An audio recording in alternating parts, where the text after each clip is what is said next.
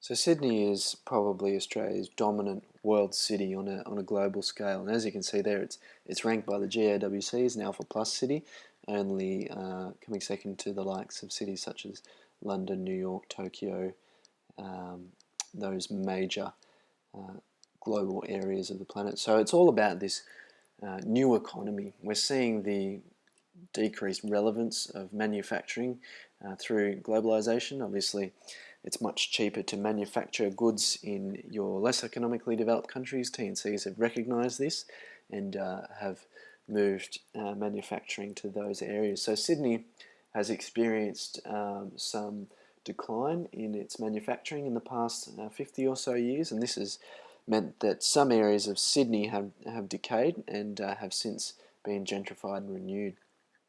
So what has led to this? It's all about globalisation and the new economy. So have a look at those dot points, read over them quickly, and then we'll move on.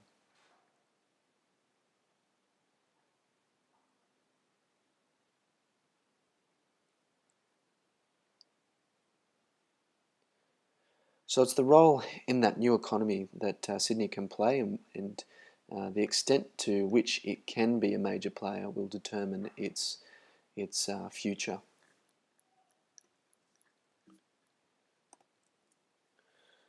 So as I said before, some urban areas in inner Sydney, its former Central Industrial Area, or CIA, have since those industries have shut their doors. Those companies have moved manufacturing overseas, or may have moved out to other regional areas. And since that's taken place, some of these areas have decayed somewhat. And there have also been some gentrification processes, whether they're large-scale government-backed gentrification projects or smaller scale, as we can see there at the grounds of Alexandria, a very popular cafe entertainment venue to the south of Sydney, which is very, very busy on a weekend. We've also got the Australian Technology Park playing host to many large-scale functions, and also Commonwealth Bank going into that particular area. So the rationalisation of the manufacturing sector has seen gentrification and urban renewal move forward in Sydney. But let's have a look at some characteristics of Sydney in terms of its economy. So here's a map of Sydney, a bit of a plan for Sydney. We can see global Sydney, and that's this arc of its global economic relevance from Port Botany arcing up through Sydney CBD, North Sydney, up to Macquarie Business Park and out to Parramatta. We also see Western Sydney becoming more a manufacturing and industrial area, the M7 playing a vital role in that.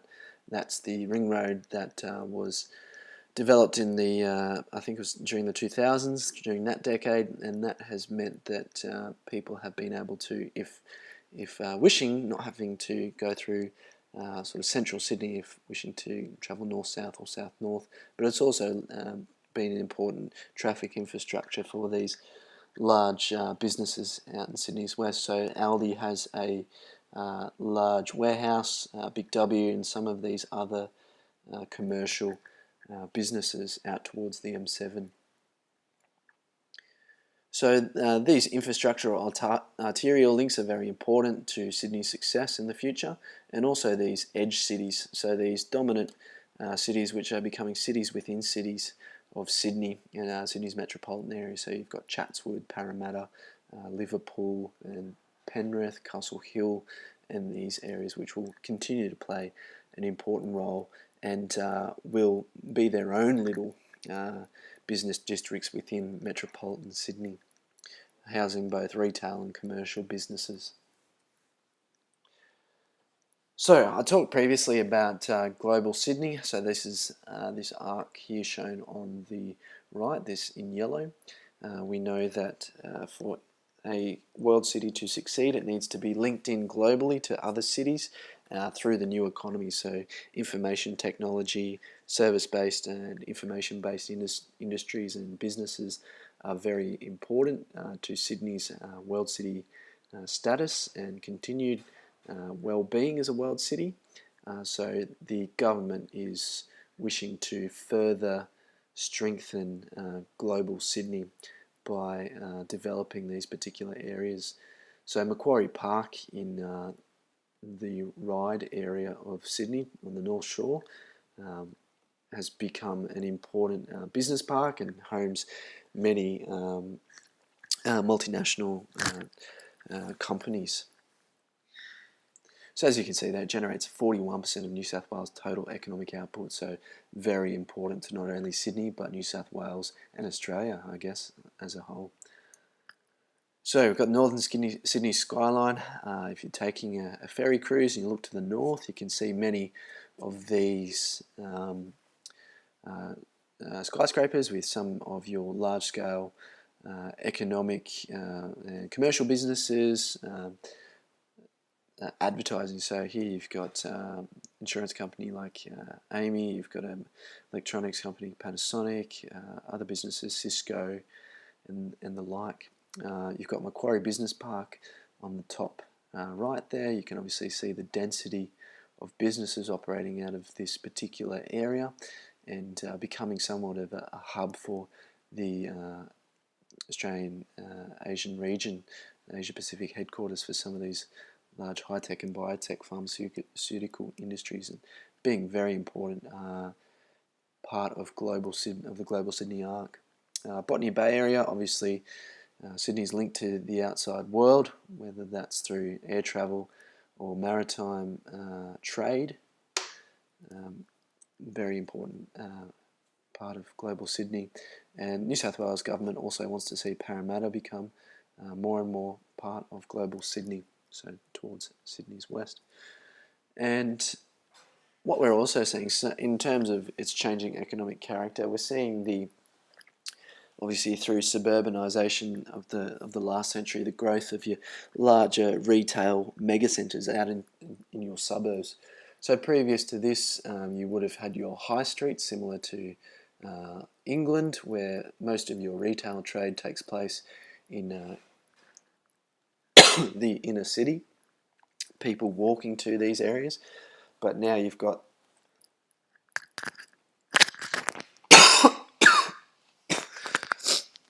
large-scale car parks and suburban retail megacentres. So the top right there, Westfield dominates. Not only dominates within Sydney, but globally as I guess the shopping centre industry. So Frank Lowy, I think he's a billionaire, I believe he's a billionaire, who heads up Westfield, has amassed quite a wealth through this particular form of retail, becoming more and more important. IKEA, the bottom left there, obviously Scandinavian company branching out throughout the world and having its dominance in Sydney as the go-to place for cheap but desirable and furniture. And Costco, American company, large-scale bulk buying, cheap retail centre. There's a few of those in Sydney too. So what businesses, what services, and what manufacturing dominate particular areas? So have a look at this table just for a minute, and it also outlines some of the infrastructure deficiencies, and this comes from a New South Wales government document regarding Sydney's growth. So obviously we can see the different regions and what they house. So in inner Sydney, towards its so global Sydney, as we've looked at, so housing its information services industries. So out towards your west, your logistics, manufacturing, construction, as I said before, and this even includes the Central Coast, so up towards Wyong, Gosford. So New South Wales government is planning ahead, obviously thinking about what infrastructure projects to further develop Sydney's economic strength And these infrastructure projects are very important to Sydney's continued economic dominance within New South Wales, Australia and globally. So making sure that the roads are free of congestion, making sure that goods and services can be shipped throughout Sydney, people can get to their jobs on time, whether they're travelling by public transport or by car. So speaking of that, we have this map here. So what we can see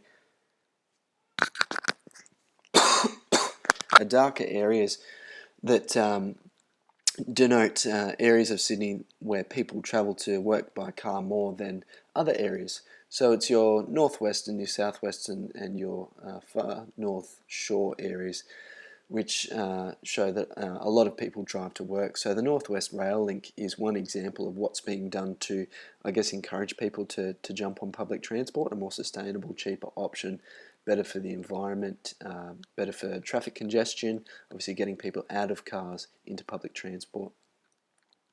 So Parramatta Road is an arterial road that connects Western Sydney with the CBD. Very busy road.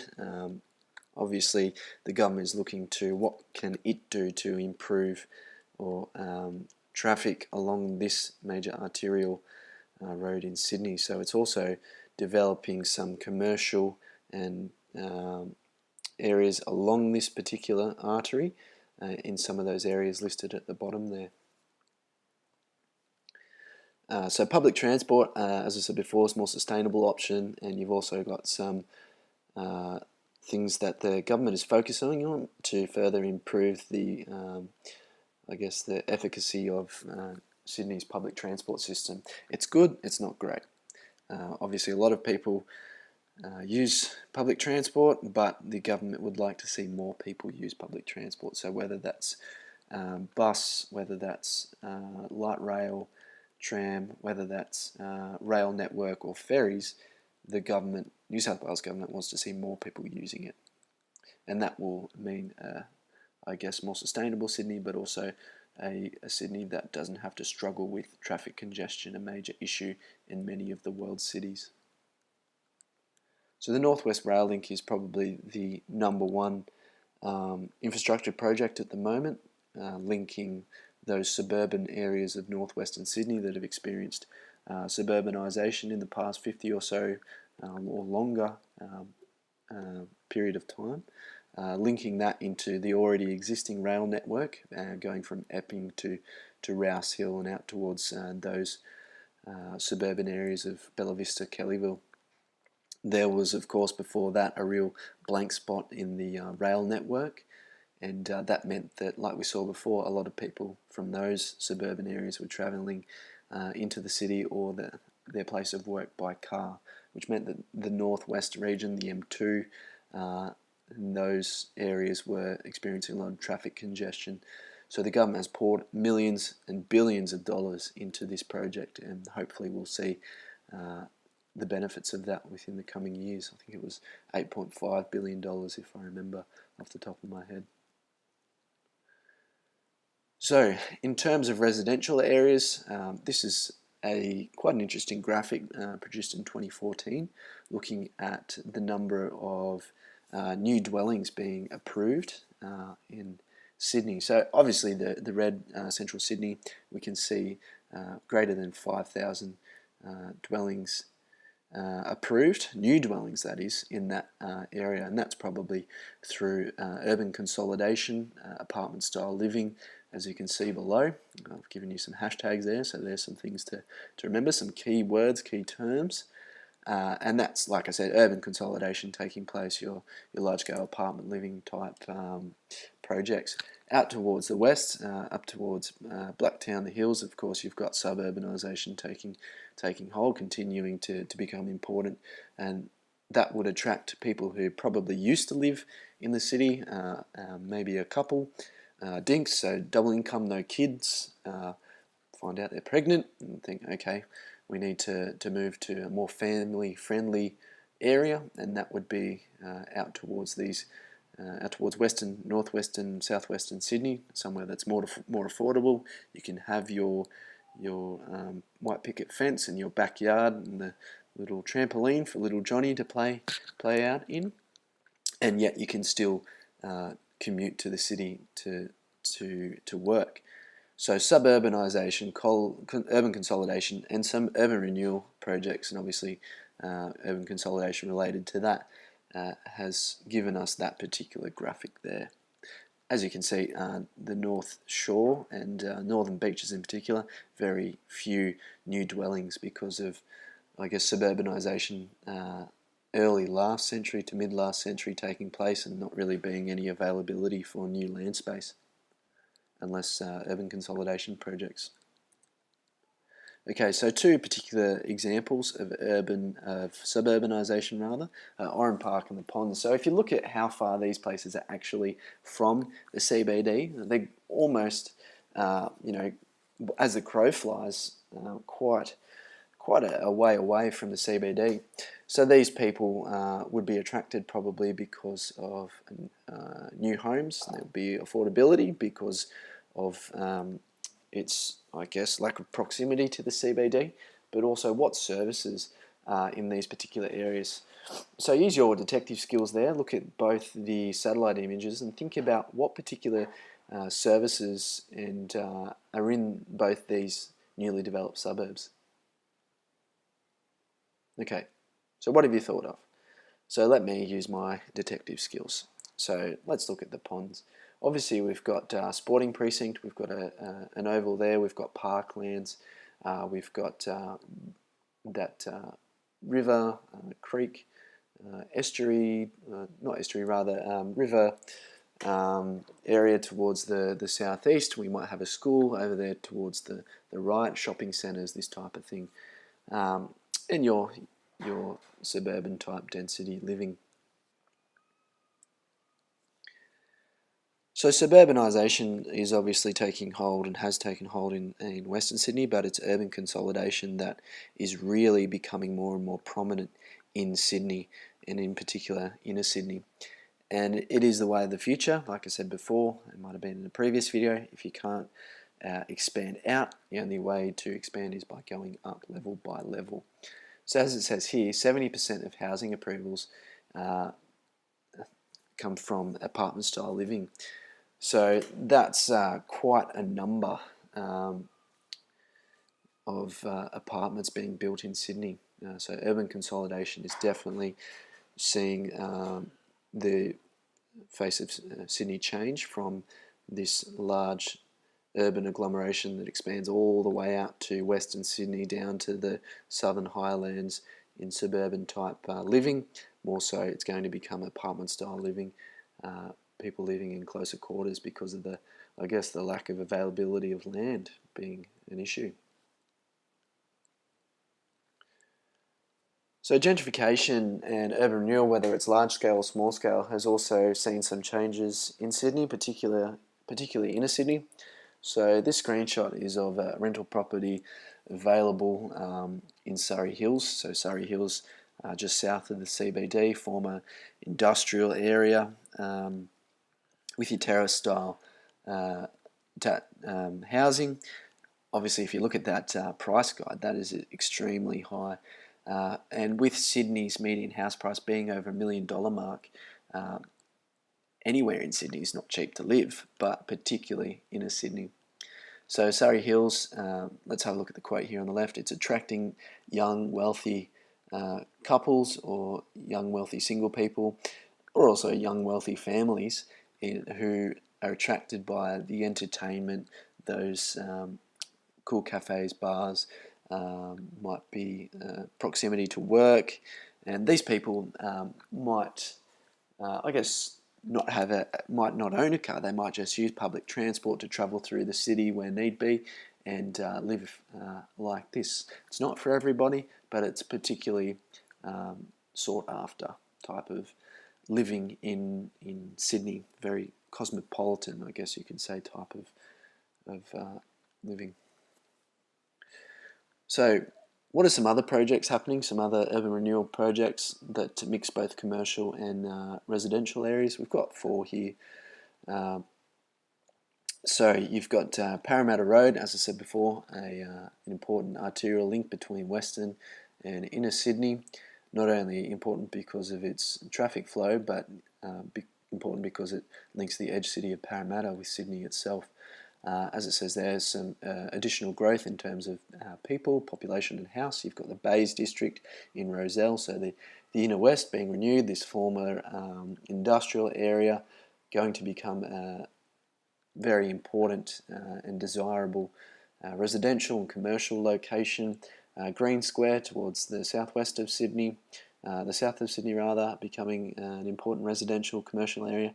And as mentioned previously, Barangaroo, probably the shining star in Sydney's inner city mix of residential and commercial areas that is designed to provide its residents with, I guess, a one-stop shop. You work in maybe the banking sector in the large skyscraper next door. You live in the residential tower, and then you eat out quite often. You live that cosmopolitan lifestyle of young, wealthy city dweller.